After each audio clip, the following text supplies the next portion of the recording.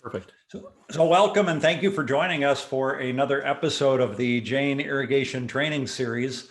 I'm Richard Restuccia, Vice President of Water Management Solutions for Jane. And today we are talking about drip tape selection. And when I wasn't so involved in the industry, I used to say things like, how hard could it be to pick a drip tape? But when you start to think about the different variables and matching those variables, when I say variables, I'm thinking about spacing, mill size, filtering, things like that. They become actually quite numerous. And then when you're trying to match that to what you're growing, it even gets a little bit more complicated.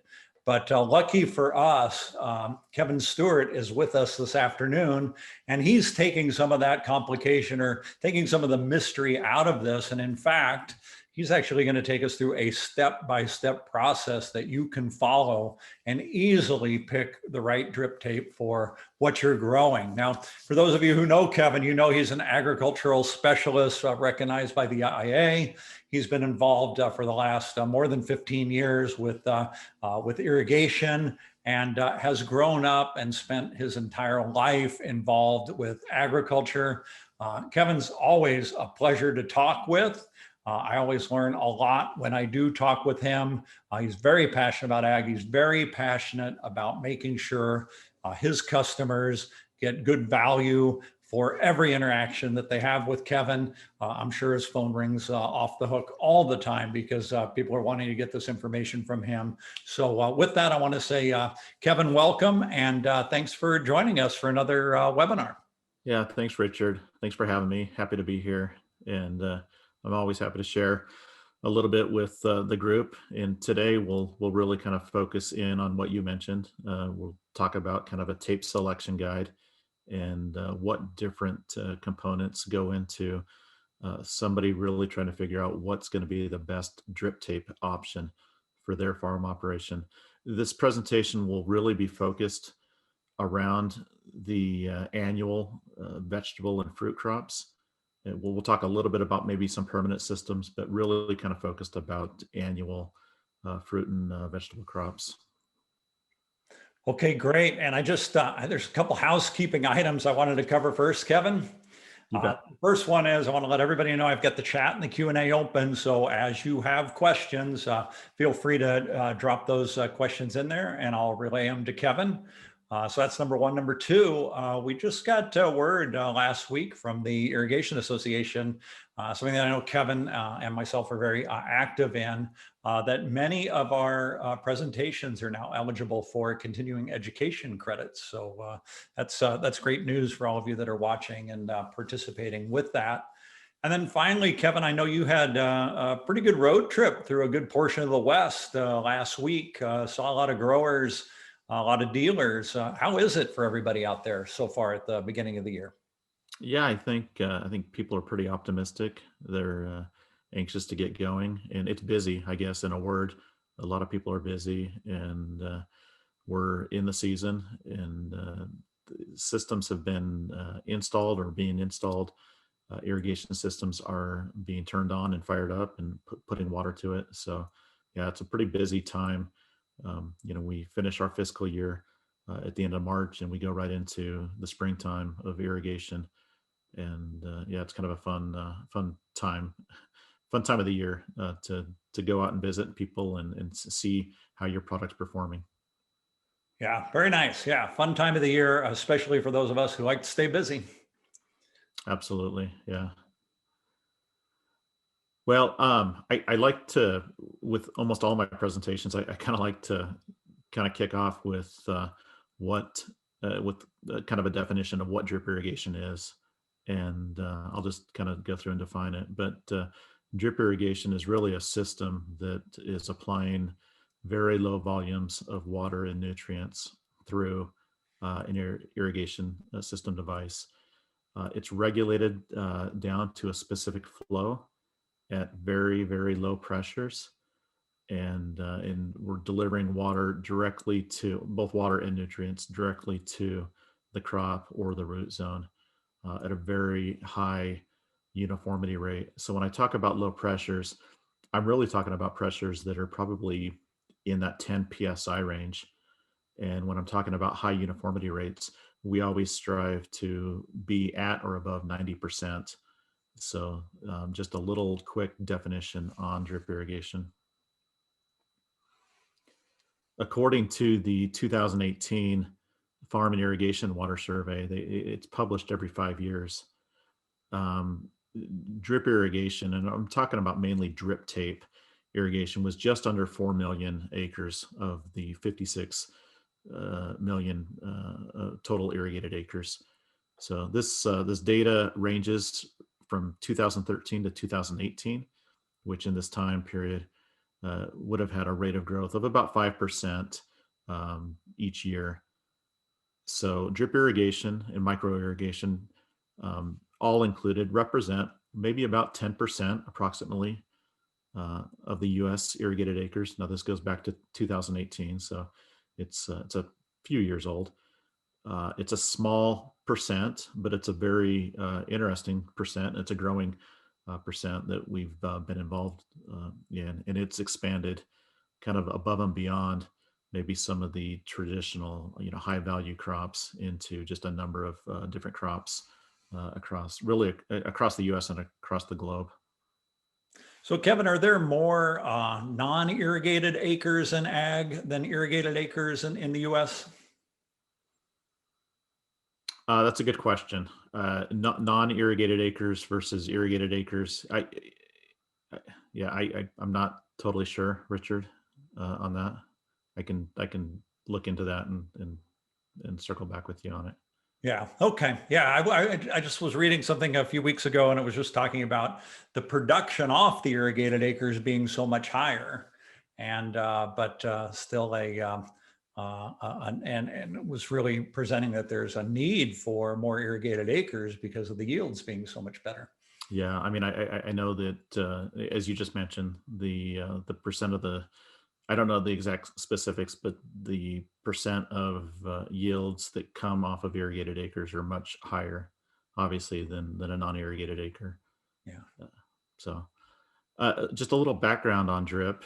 What was once considered kind of a niche market back in maybe the 80s, early 90s, mainly used on strawberries and sugarcane, has now really expanded out to just about every vegetable and fruit crop, here in the U.S. So as technology improves, as the mechanization improves, we're seeing greater adoption with this, and we're seeing just more people being able to efficiently install drip tape, retrieve the tape, cultivate around it, and also recycle the drip tape. There's been really huge expansions because of all of these things.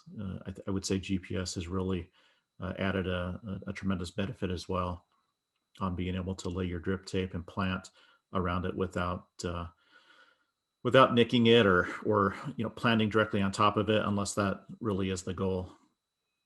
I've really had kind of a unique opportunity to travel over the past 20 years across the US, Canada, Mexico, and look at a number of different vegetable drip irrigation systems, provide some insight, some advice, and evaluate some of these systems. It's been just a real treat for me to be able to go and see a number of these things all over the country, and our partners to the north and south, and see the transformation that's really taken place over the past 20 plus years. Kevin, has there been a particular crop that you've noticed or has been extra interesting to you that has changed to drip irrigation that would be interesting? Yeah, I mean, a lot of crops have kind of gone through an evolution. I would say the lettuce industry, mainly along the coast of California, has been very interesting to watch. What used to be where they would, use drip tape and try and get maybe 15 uses out of it. They have gone to a very thin mill product. A 5 mil is what is used. Lettuce is it's less than a 90-day crop in most cases.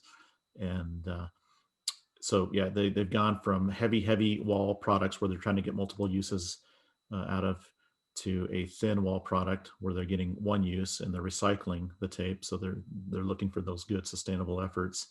And we do know that the longer that you use a drip tape, if it's not properly maintained, it will lose some of its efficacy, and mainly around the CV range, and it'll impact flow rates. So I think people look at that. It's an important crop. They've got to be able to manage the yield and get everything they can out of it while maintaining water, which is a precious resource on the coast. So that's been a very fun crop to Yeah, be that's part of and to watch. interesting too, right? Because the drip keeps the water off the lettuce leaves, right? And actually makes it a little safer, right? Yeah, I mean, water can transmit different bacterias or whatever. So if you keep the water to the soil and off the leaf, as you mentioned, yeah, it's an added benefit for sure.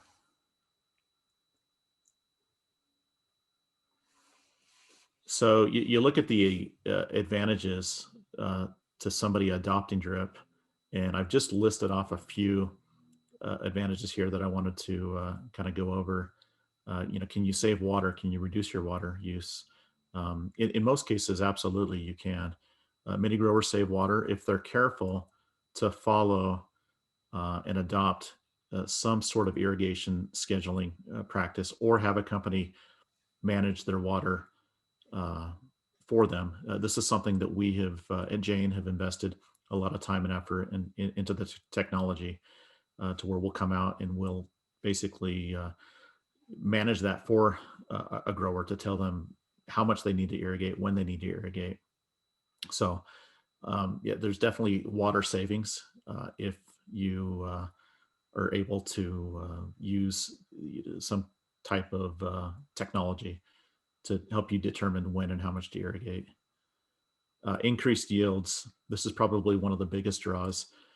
Just recently, we met with a grower that was farming tomatoes, and they, on their first year, when they started farming tomatoes using drip irrigation, they saw their yield increase go from 42 ton to 60 ton within their first year, which, I mean, a huge increase, a 40% increase in tonnage.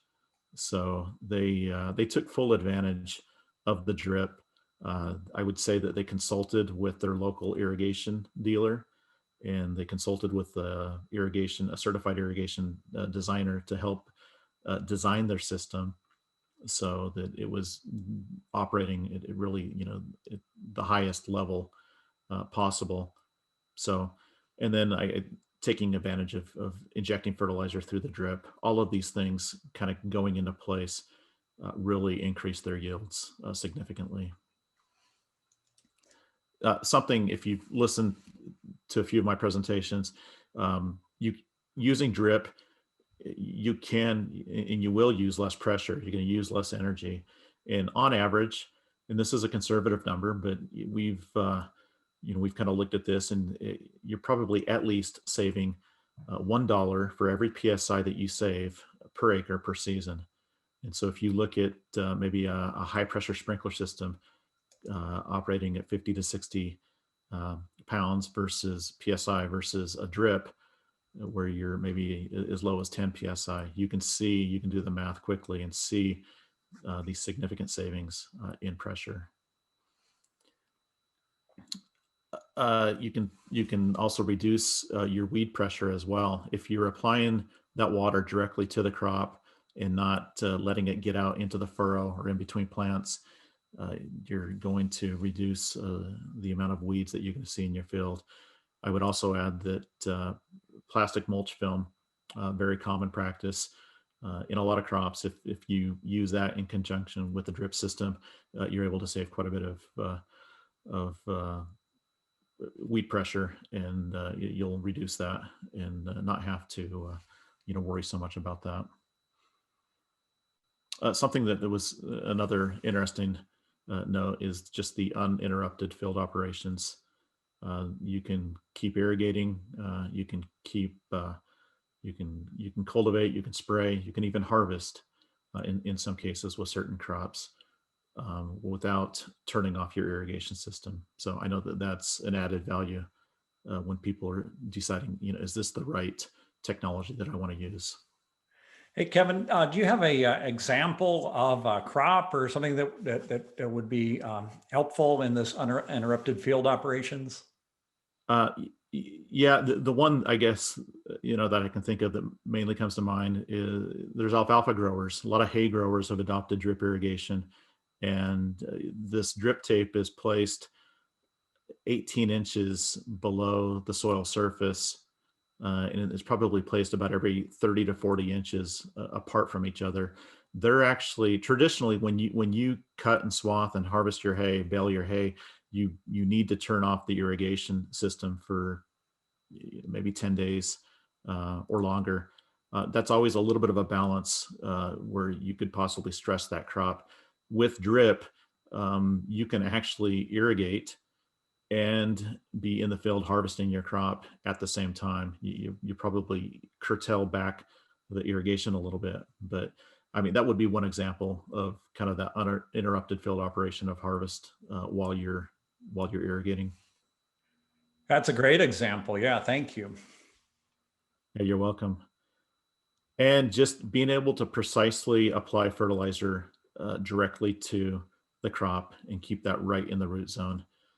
Uh, Another added benefit, and there's a lot of savings in fertilizer as well by not broadcasting it out and just really using some type of precision management to really get that fertilizer exactly placed where it needs to be. Yeah, I always think back on Eric Olson's presentation on nitrogen and the nitrogen use efficiency being so low. I think, wow, this is an area where it doesn't take much to have a significant improvement and really get some benefits in terms of yield and pricing for my crop. Yeah, absolutely. Yeah, good point. And that's a good presentation where he went into great detail about nitrogen use efficiency. So before we jump into talking about all the different variables to help select which is going to be the best drip tape for your farm, I wanted to go through and talk about three of our products at Jane, drip tape products that we have, and just kind of highlight some of those. Our first is Chapin, which is a cast extruded continuous style product that we make here in the US. The way we make this tape really aligns the molecules to really provide good stretch characteristics, and it really increases the tensile strength of the drip tape. We've seen in some instances where because the tensile strength is so strong that you might be able to downgrade your mill thickness if a grower was possibly using, say, a 6 mil competitors tape. We've done the testing and felt like a 5 mil could be a good option as well without sacrificing any strength to the material. So it's that strong. It's really known for its strength. And it really has the most options when you look at sizes of drip tape and the mill thicknesses and the spacing and the flow rates. There's bound to be something for just about every crop. So we've really been an industry leader over the past 50 years with this product here in the US.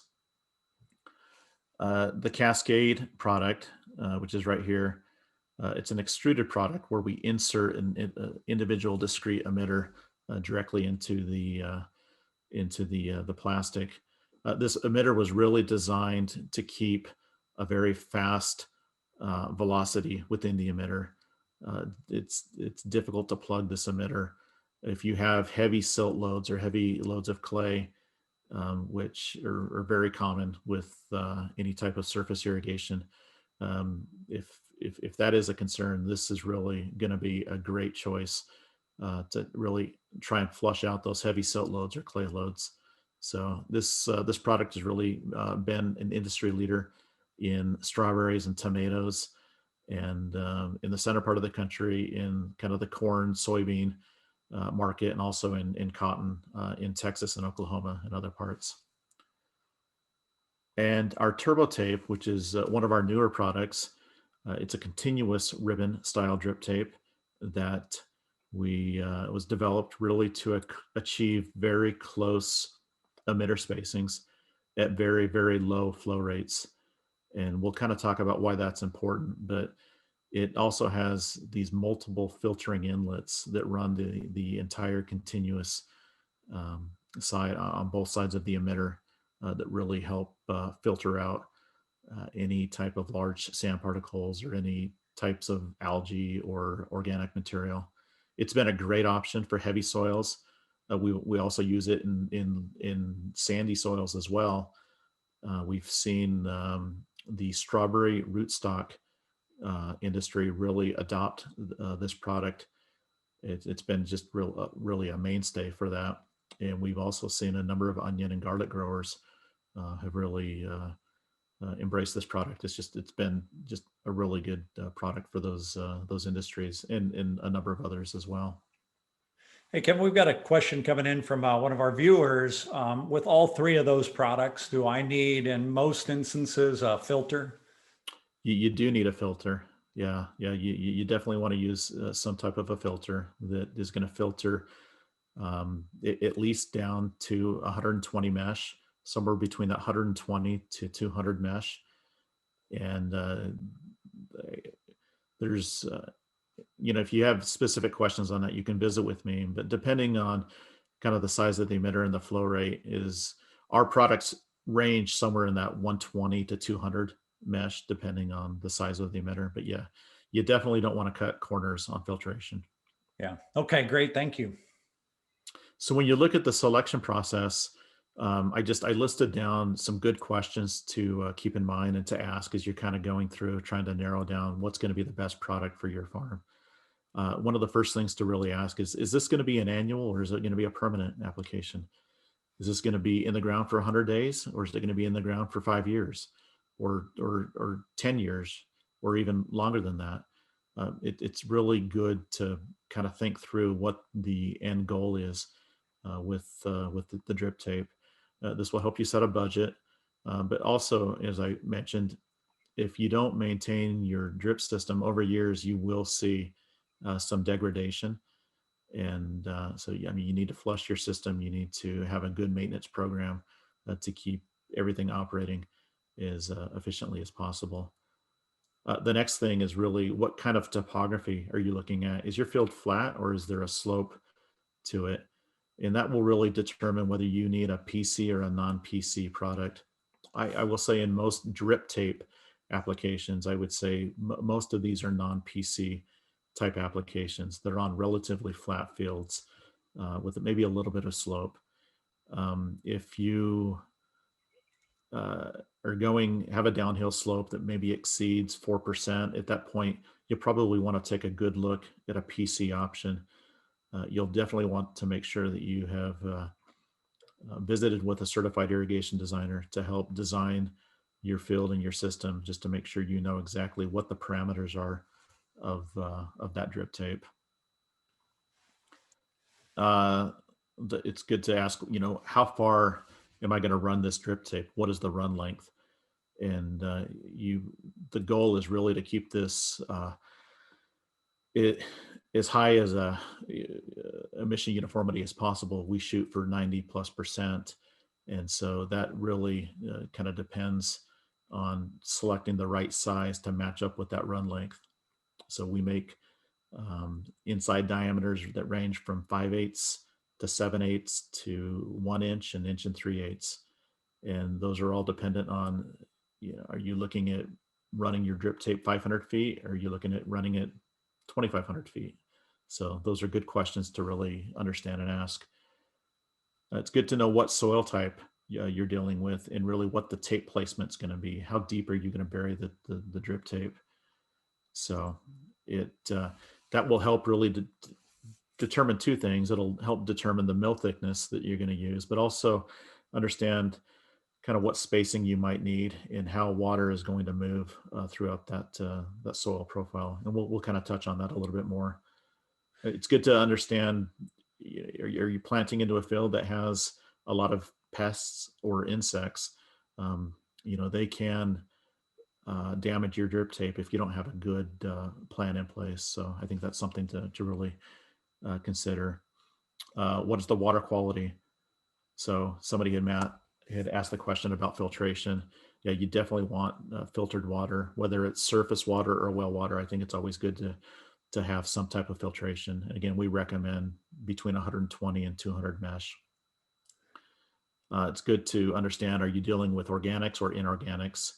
There may probably would be a combination of both, but there's specific tapes that will actually perform better given the situation. The mill thickness, that's important to understand. If this is an annual application, you're probably going to be using a 5, 6, or 8 mil product. If it's going to be several years, you're probably going to want to jump up to something much heavier, a 10, a 15, maybe a 20 mil product. Hey, Kevin, for those of us who are still on the imperial system, what is a mill? How thick is that? I mean, how do I determine this? Yeah, so 1 mil is equal to 1/1000th of an inch thick. And I just to maybe put it in perspective, I think you go to the store and you get a maybe a bag to go. That's anywhere from maybe 2 to 2.5 mils in thickness. And I'm trying to think. I think like the human hair, that's about a 1 mil thick. So again, we're on the low end. We're looking at 4, 5, 6 mil. So again, each one of those mil is 1/1000th of an inch in thickness. So that's still pretty thin. Still pretty thin for sure. Yeah, so that's an amazing amount of strength you get out of, right? I mean, I know how tough and strong this drip tape is. Yeah, so it comes down to the chemistry of what you're using and kind of, I mean, hats off to our engineers that go through and really try and figure out what's going to be the best way to extrude these products to get really the best strength out of it while using, you know, a minimal amount of material to build the product. The emitter spacing plays a pretty big role on how the water moves through the soil profile. Typically in sandy soils, we would use a closer emitter spacing, maybe somewhere 4 inches, 6 inches, 8 inches, maybe as far up to 12 inches. And as that soil becomes a little bit more heavy and you work into kind of a silt or a clay, you will want to have that spaced out 12 inches, 16 inches, and even further. The flow rate is important because you really need to make sure that you've selected a flow rate that is going to deliver enough water to meet the peak ET crop water requirement of your crop. And so you need to be able to match that, but also still balance the application rate of the drip tape to the infiltration rate of the soil. If those aren't really in sync, if you're putting out more water than what your soil can actually consume, you're going to get ponding on the surface. And I know in some vegetable crops that's a big concern, especially if they go into storage. I know with onions, we don't like to see any puddling on the soil surface, and that's one of the reasons why we've gone to some of these very low flow rates.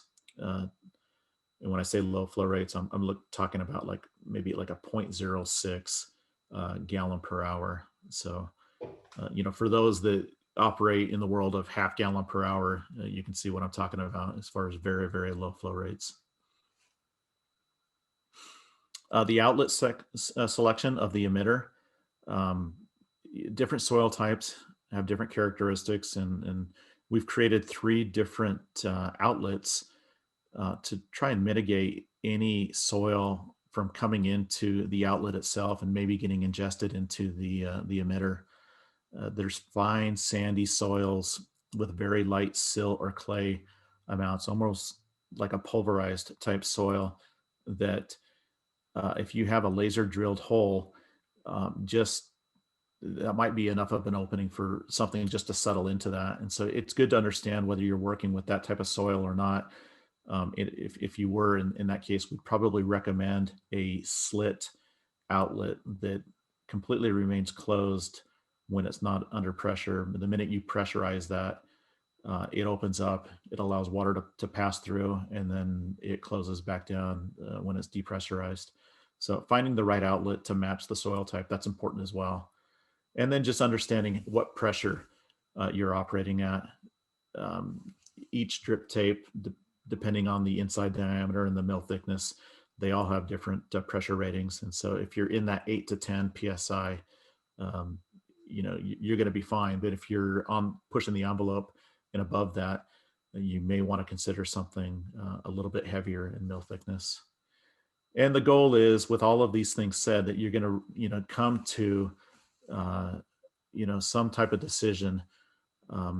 I've listed 4 great decisions here between our different drip tape products that we manufacture, and I just wanted to run through maybe kind of an example of what this looks like. If we're looking at a lettuce crop that's, say, 90 days or less, that's on flat ground with relatively short run lengths, on maybe just kind of a medium textured ground, with the tape a couple inches below the soil surface. Maybe not too many issues with beetles or crickets or ants. The water's filtered, uh, say down to maybe 150 mesh. Because it's an annual system, we're looking at a 5 mil application, 8-inch spacing, and I know this ground, and 8-inch spacing really seems to work very well in a lettuce crop on some of this silt loam ground. We've determined that a 0.40 gallons per minute per 100 feet provides enough water to meet the peak ET of what that crop needs. And I mean, you could use a slit outlet. In this case, any one of the 3 outlets would be a great option. And we're looking at 10 psi. So with all of these things said, the best option, and I say the best because this is a product that has been in the field for a number of years, year after year after year, is our Chapin 5/8 5 mil, 8-inch spacing, 0.40 gallons per minute per 100 feet. So this is really a preferred product on short run lengths for a lettuce crop. So again, I wanted to run through the kind of the selection process and how we arrive at that. It's really interesting because there are a lot of steps on that chart, but most of all those questions can be easily answered if you're the grower, right? That's everything you should probably know about your soil already. So it's a lot of questions, but it shouldn't take you long to get through it because it's readily accessible or you already know. Correct. Yeah. Yeah. A lot of questions, but a pretty simple process. You can probably figure this out in a matter of the space of minutes on what's going to be really the best option. One thing I wanted to point out is you can kind of go through all of these things, but if you have not, if the field has not worked, if it doesn't have good tilt in the soil, or maybe there's compaction, uh, there's things that can pose issues. And so it's good to test this product out if you're able to put it on a small, part of your ground and just kind of see how it irrigates. Given kind of your cultural practices, that's really probably the best option in addition to running through the selection process. This will help determine if this is going to really be the right fit. You definitely want to be able to sub that water out and move it throughout the profile. In this picture here, this is a field of onions. These are 2 different zones. This zone just finished, so this is the break right here. This ran for 12 hours, and this has been on for about 3 hours. So you can see we have 4 rows of onions on here, and you can see that we're getting just past the second row of onions, and very happy with that wetting pattern. So I will That's say amazing the how first uniform irrigation. everything is. What was that, Richard? It's amazing how uniform everything is. Yeah. So this is about a 700-foot run length using an 8-inch emitter spacing with one of our ultra low flow rates. And so, yeah, we're looking at a 90+% emission uniformity on these run lengths. We talked a little bit about filtration and options to avoid plugging.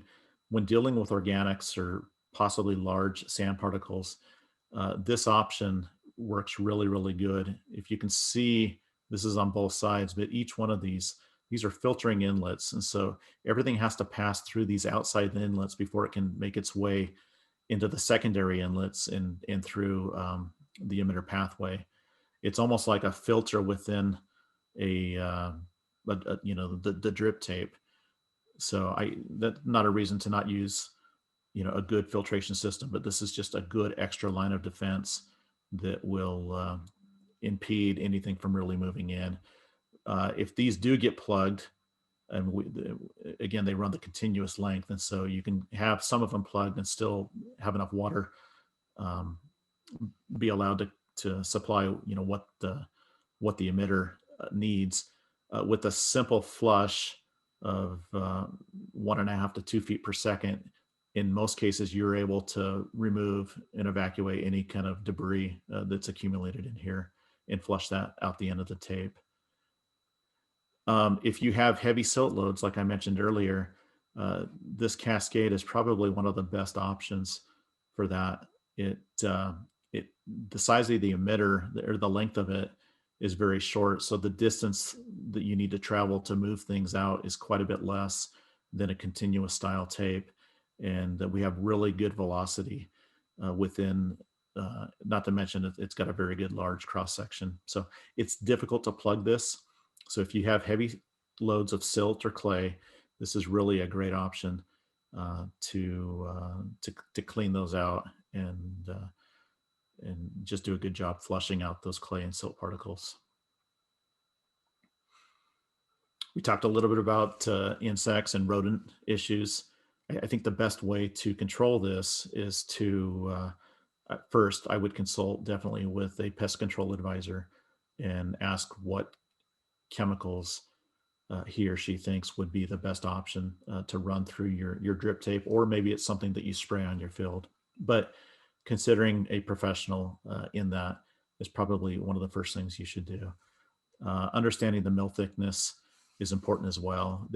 I know that Cal Poly has done, it's an undocumented study that they've looked at in a controlled environment. They've introduced insects into different drip tapes with different mill thicknesses just to see what happens. And as most people would suspect, the higher the mill thickness, the less issues somebody would have. So there's a direct correlation with that, that if you know that you're going to have issues, you're probably going to want to go with a heavier mill thickness in your drip tape. Something that we have done with our Chapin is we've created what we call a rolled edge profile. In a lot of cases, insects will attack the drip tape on the edge of the drip tape. And so we've tried to create where it's, instead of a flat edge, it's more of a rolled edge. And we've actually added more material in there just to give it an extra line of defense, to make it a little bit more difficult for something to kind of burr itself into that material. And probably as soon as you install your tape, if you can get water to it for whatever reason, that just seems to be a deterrent and really seems to help out quite a bit. So that wraps up most of my presentation. You're probably trying to figure out why you're staring at the Grand Tetons at this point. But we're always looking for feedback. We really need feedback on how we're doing with these webinars, and we're gonna, shortly after this presentation, we're going to send out an email asking for feedback and insight to see how we're doing. Are we hitting on the right topics? Are we doing a good job conveying this information? And just as a way to say thank you and a free gift from us, if you give us feedback, we're going to give you a digital image of the Grand Tetons. I took this photo last summer, and again, it's just a way for us to say thank you. This is probably worth about $100, So, it's a good professional quality, high resolution photo. But again, our way of saying thanks for giving us a little bit of feedback. Yeah, Kevin, it's a beautiful photo. And for those of you who've seen our photo gallery on our website at janesusa.com, if you take a look at the photo gallery, you'll see that a good portion of those photos are taken by Kevin. It's a great combination. Kevin's a really good photographer. And then he's certainly in areas that most people don't get to see on a day-to-day basis, out with a lot of growers and in places that most people just don't get to. So that combination of talent behind the camera and what he's taking photos of really shows. So we really appreciate that, Kevin. And like you said, we do want the feedback. Really, I say this often, you can't hurt my feelings, but sometimes somebody does, and every once in a while. But really, we do want to get the feedback. That's important to us. And then, Kevin, your contact information, if I'm going through that kind of checklist of what I'm looking to buy and for what I'm growing, I can go ahead and call you or email you for some help as well. Absolutely. Yeah, I'm always available. Okay, super. Well, Kevin, great job today. Thank you. Thanks to all of you who were watching today. Appreciate the feedback. If you're able to give that, we really appreciate it. All our trainings are on janesusa.com/trainings. They are free. And as I mentioned earlier, we do get continuing education credits now from the Irrigation Association for most of the trainings. And so that's really good news for all of you. And then you can find us on Google, Apple, and Spotify podcasts. It's kind of interesting. Our podcast downloads have just really skyrocketed the last 3 months. I know a lot of you are enjoying that, and that's great. So again, thank you, everybody. We really appreciate it. We'll be back here on Wednesday talking about some training for the Jane Unity product, which is the smart controller software that we use mainly in the landscape industry, but also a little bit in the ag industry as well. So hope to see you all back there for that. Thanks again, and have a great weekend. Thank you.